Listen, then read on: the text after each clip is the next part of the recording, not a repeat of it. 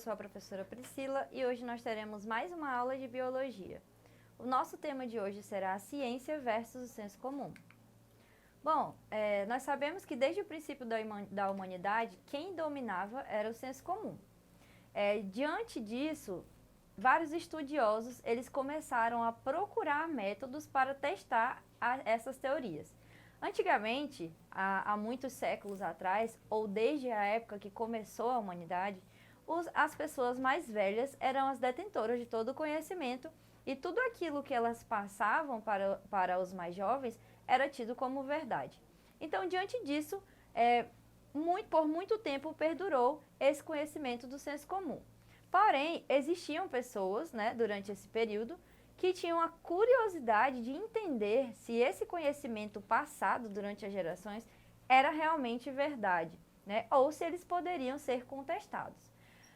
Bom, diante disso, Galileu Galilei, no século XVII, ele foi o primeiro a fazer experimentos para comprovar as suas teorias.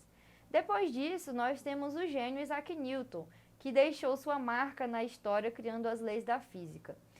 Porém, muito antes desses pesquisadores, desses pensadores, no século I, antes da nossa era, Pitágoras já explicava os fenômenos naturais usando a matemática. E ainda no século VI, antes da nossa era, Anaximandro já havia feito observações importantes sobre o ciclo da água na Terra. Então, como vocês podem observar, mesmo predominando o senso comum, existiam pessoas que gostavam, que tinham curiosidade e testavam esses conhecimentos e formulavam novas teorias. Bom, nós temos diversos tipos de conhecimento. Um deles é o conhecimento filosófico, A palavra filosofia ela vem do grego philos, que significa amigo, e sofia, que significa sabedoria. Então, a filosofia, traduzindo, é o amigo da sabedoria. Podemos dizer, então, que, no caso da filosofia ocidental, tem aproximadamente 2.600 anos de existência. A filosofia possibilita esse salto além do senso comum, Ele já coloca esse senso comum de forma que permita entender o óbvio de maneira mais profunda. Ela é feita através de problemas, de perguntas e também serve de estímulo para o pensamento. E quando se fala em pensamento, é o pensamento crítico, A filosofia ela vem trazer essa maneira de pensar. As formas, vem mostrar as diversas formas de pensamento.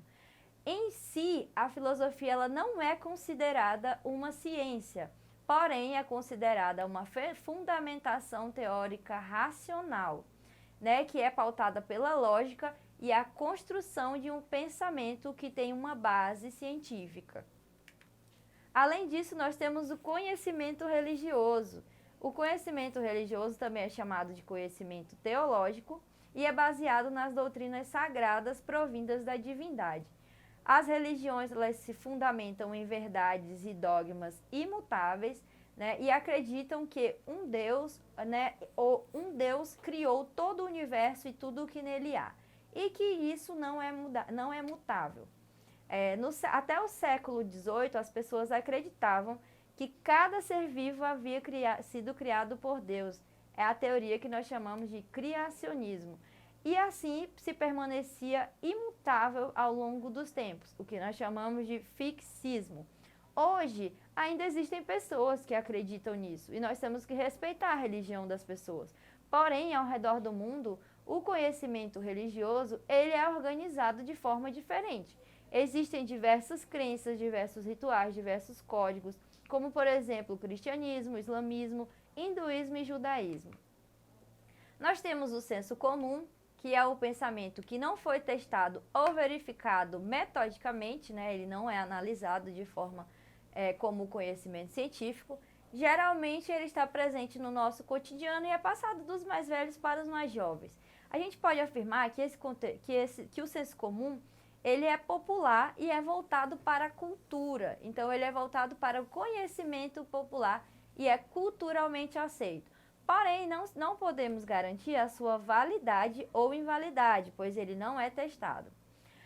Ainda assim, o senso comum ele pode servir como ponto de partida para os conhecimentos científicos.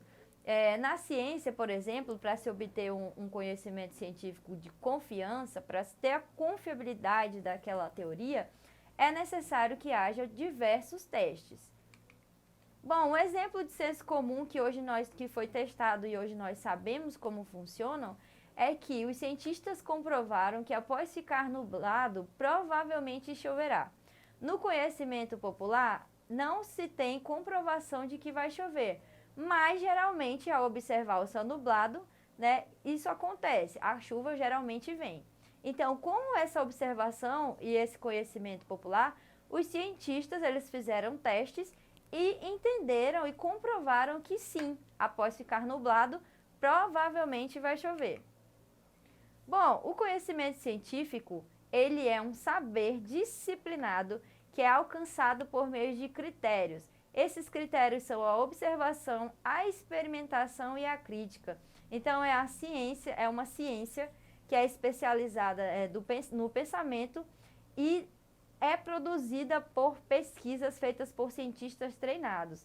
Essa modalidade de conhecimento, pelo menos na história tradicional do Ocidente, surgiu por pensadores como Galileu Galilei, Francis Bacon, René Descartes, e também por volta do século XV se iniciou o que nós conhecemos hoje como a ciência moderna.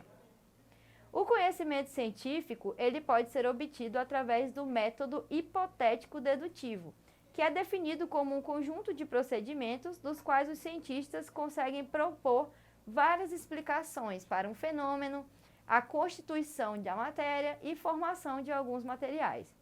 No Brasil, esse conhecimento científico ele é geralmente produzido pelas universidades, né, e visa enriquecer o universo humano de pensamento, além de oferecer caminhos para diversos problemas. Um exemplo desse conhecimento científico no Brasil foi o lançamento da vacina, né? Quando surgiu o coronavírus, todo mundo ficou desesperado porque não tinha vacina e não tinha testes ou estudos sobre esse vírus. Hoje já tem diversos estudos sobre o coronavírus e inclusive os brasileiros ajudaram a desenvolver uma vacina em uma universidade.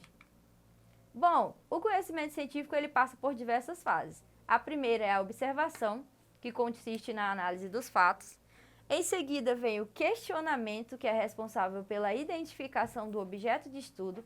Depois o tema é delimitado para a formulação de hipóteses. Essas hipóteses elas buscam a resposta para o problema, com base nos conhecimentos já disponíveis sobre o tema. Depois disso, nós temos a realização da dedução, que é a previsão baseada na hipótese. As deduções elas devem ser testadas pela experimentação, né? Essa experimentação ela pode ser feita através de observação, análise da consistência lógica ou até mesmo por testes estatísticos, né? Ou testes matemáticos. Um exemplo de experimentação é geralmente, né, para verificar a água de um determinado ribeirão, se ela está poluída, pode-se utilizar o método da ecotoxicologia, que constitui em depositar concentrações crescentes dessa água em diferentes aquários contendo peixes da mesma espécie e da mesma idade, que nós chamamos de grupo experimental, e de um grupo controle, que são 2 peixes em um aquário contendo água da torneira. Após o tempo necessário, compara-se a situação dos animais e das diferentes concentrações com um grupo experimental, permitindo que os resultados e a hipótese seja avaliado ou não. Então, geralmente tem um grupo experimental que ele serve para testar aquela hipótese e um grupo controle que serve para validar aquela hipótese. Geralmente, eles são comparados. O grupo experimental e o grupo controle eles são comparados para ver se aquela hipótese ela realmente vai ser aceita ou não. Além disso, depois da experimentação, nós temos a conclusão, que é o momento que a hipótese ela é aceita ou rejeitada, né? Após essa etapa da rejeição ou do aceite da hipótese, nós temos a divulgação do conhecimento. Essa divulgação ela é feita através de artigos científicos, apresentações em eventos científicos, palestras, entre outros. E daí nós temos a formação de uma nova teoria. Quando essa teoria ela é amplamente confirmada, ou seja, vários cientistas estudaram essa teoria e tiveram basicamente o mesmo resultado, considera-se então isso como uma teoria científica. Bom, um exemplo de teoria científica é a teoria da eletricidade, né? Os primeiros estudos sobre a eletricidade, eles foram registrados por volta de 600 anos antes de Cristo.